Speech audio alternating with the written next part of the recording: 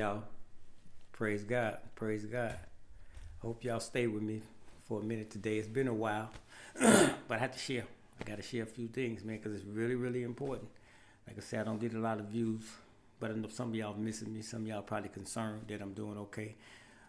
Various things, because so many things are going on in the world. Getting ready for that Super Bowl tonight, too. Okay, so listen to this here, though, man. It's so much stuff is going on. So much. You know, the politic arena, you know, family, friends being misunderstood, you know, with this Democrat, Republican thing. You know, I suggest, man, that you guys go to Capitol Hill and sit and hear the hearings for yourself instead of taking secondhand information like I told you before. But look, this is another thing that I'm starting to realize that it's something real deep going on in the system with the liberals and with this homosexuality thing. It really is, man. And it's a lot of powers in the dark places of the world. And I'm not saying it, like I say, once again, like being discriminated or judging. It's just that so many people have been approaching me in, you know, disrespectfully, which I had got in writing for years ago, right? But now it's witnesses because it's out in the opening, you know, going to stores or getting in cabs and these different things, man. And the thing is that now it's like it's getting to the point that people not understanding. These are square people, man. They live square lives. They go to school all their life and work jobs and deliver newspapers and things like this. People, you got to understand, man. You know, you can't be walking up on people and approaching people and stopping people who you don't know and saying things that's inappropriate or using your authority, such as a badge, to question somebody that's out there in the store trying to get a loaf of bread or milk or eggs. Is this what's happening? This is exactly what's happening. And I have witnesses to prove it, clerks in stores now. They even asked me when I come in, they said, man. And then the other day, I walked in the store, the guy come out of nowhere, the black guy, and he asked me about the dog. And I said, okay, who are you? So he said, I'm security. I said, okay, security, I ain't stealing.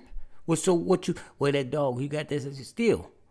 That's not your security. Your job is to watch that people is not stealing or something to that nature. You have nothing to do with it. I'm certified. I got credentials, yeah, but I don't have to respond to you. So he kept talking. We having a conversation, but it's like him and I talking. I got loud. I said, hey, anybody in this store? Because the clerks know me. And people shopping, everybody's turned around, look like, what's wrong with this guy? Man, this guy that approached me in the store, asked me about my dog, asking me for identification. I don't even know who he is. He said he's a security here. Do any of you employees know him? So and so, right? So we going on and on. So now he looking like, damn, what I did. Exactly. This is no personal, private conversation no more because I don't know what's going to get ready to happen. You see what I'm saying? So I want witnesses to know you approached me, man. See, and this is what I'm trying to tell you. But this is not the first time this happened. This happened several times in the stores. So the corporate and the guy overseer of the store, they know me because I've been going there for 2 years. All of them know. No, I asked him that. I say, you work here. I said, how long you been working here for a long time? He said, yeah, a long time. And I said, in 2 years, you haven't seen me come to this store? Man, I go to Jewel's damn near, every other day, if not twice a day. Every other day, if not twice a day, man. And if you've been here like the rest of these employees, they know me. All of them, the women and everything. And some of the gay people. Right? They cool though. They stay, they respectfully, I respect them, they go do your thing. But when you using your authority or your badge, man, to approach somebody, man, disrespectfully, that's an infraction, man. You infringing upon the rights of others, man, and the privacy of others. You can't do that, man. And that's what I'm saying. This is what's happening in the system. So let me just say this as well. I got a case still in the system from 2022 about this very stuff in housing discrimination. And the people from the office took it upon themselves to strike out, which I know this is not regular with them. They done did it before. It's housing discrimination, but they all stuck together in the office, so it's routine for them. People have probably said the same thing I said, but they took the office people word over the individual because maybe they was a minority, maybe because they were young, maybe because it was an African-American female just not starting out on her own, but they were telling the truth. You say why? Because they were so confident with what they did to me. But see, what made them backfire when we got lost in the system, when they got lost in the system with the paperwork, see, I had paperwork to prove and back up what I said. Emails, I had the dates and stamps on the emails. You understand? I have voice messages on the phone. See, they gave them the tone, like I call with an attitude, derogatory things I said to them, a homophobic slur, all kind of stuff they had said. So at the time that they said this stuff was going on, it was not coinciding with the tone of the correspondence with the email. Oh, you such a good tenant. We got another apartment available if you think to come back, so on so. Then calling me after I left about something at the apartment after I'm gone. See, so, but in the writing, he said this and he cussed me out and he did. So all this that they said did not coincide. But you know, they didn't find that out till the end until I produced it. After they had to try to weigh out the evidence and then they had to look at the timestamps and they gave them the emails, but they didn't give them all of them. See, so when they got the other emails, and see, that's one thing about it. The emails are generated in the system. They got a date, they got a time, they got a name for whoever's email address is on there. You can't change that. So when you saying all this nice stuff to this 5-star guy and this and that, but y'all told us something different. Let me tell you, man. So it's tied up in the system since 2022. And I'm going to put the case numbers up tomorrow because I'm running late now because I'm trying to catch the Super Bowl. But listen to this here. This is what I'm talking about with the system with this Donald Trump that don't nobody want to hear about when he's talking about DOGE. See, DOGE, D-O-G-E, Department of Government Efficiency. See, this is where his house cleaning at. And this is why Brandon Johnson and them, so let me just tell you, this is why Brandon Johnson and them don't want the federal government and they don't want Donald Trump and them coming into Chicago. It's not about ICE.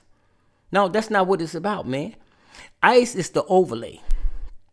See, because once we let these people in our house, they're going to see about all this other corruption. See, Brandon Johnson is a puppet behind powerful homosexual people that's behind the scenes that has some serious, I'm talking about serious power. You see what I'm saying? And he's the puppet. These are puppet masters. And they have to protect the perimeters of anything that can cross that line for us dealing with the government to come in here because he figure like this. You let them in, they're going to start finding all kind of stuff. See, so if this is what I'm saying to you, I'm just a little token in the bucket. But what I'm saying in the bucket. So what I'm saying is that if it's like that with me, how many other people did this stuff to? And no telling what else they done done.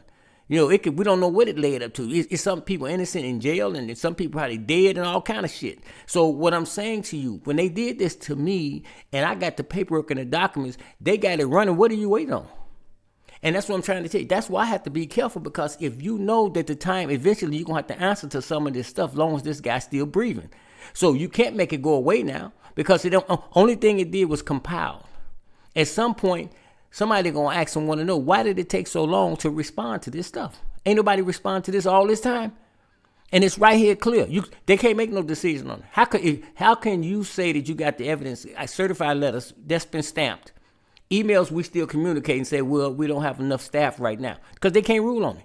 Because how can you look at all this evidence that's laying on the table that this man then gave us and not say that this man is valid in what he's saying? You can't. You can't ignore it.